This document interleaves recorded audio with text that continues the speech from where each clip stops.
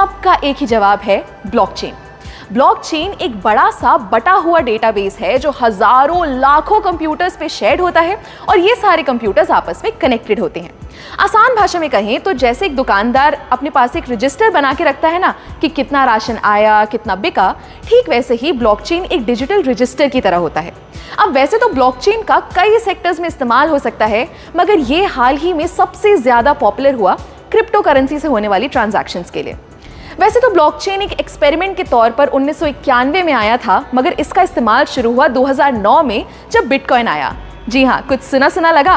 Satoshi Nakamoto ने जब 2009 में बिटकॉइन शुरू किया, तब ही बिटकॉइन के आसपास उन्होंने ब्लॉकचेन का कॉन्सेप्ट यूज किया।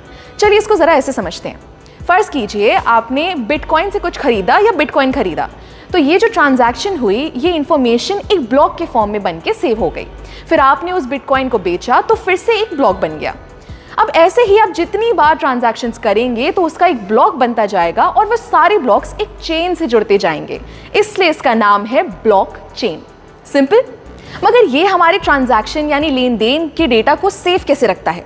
हर एक ब्लॉक की अपनी एक आइडेंटिटी होती है। जैसे आप और मेरा फिंगरप्रिंट कभी सेम नहीं हो सकता, वैसे ही हर ब्लॉक को एक की मिलती है जो उसकी अपनी होती है और सबसे अलग होती है।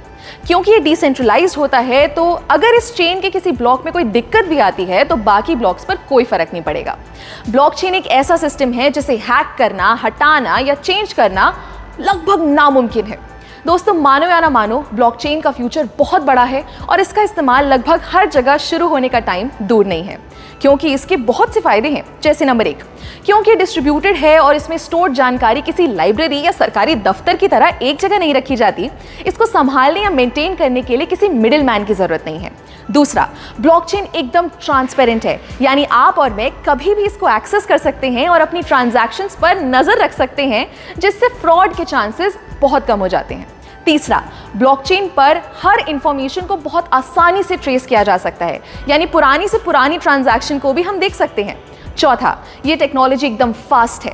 हर चीज़ का लिखा हुआ रिकॉर्ड बनाने में बहुत टाइम और मेहनत लगती है, मगर वही जानकारी को अगर ब्लॉकचेन के जरिए सेव करें तो वो बहुत आसानी से और बहुत जल्दी हो जाएगा। और आखिरी,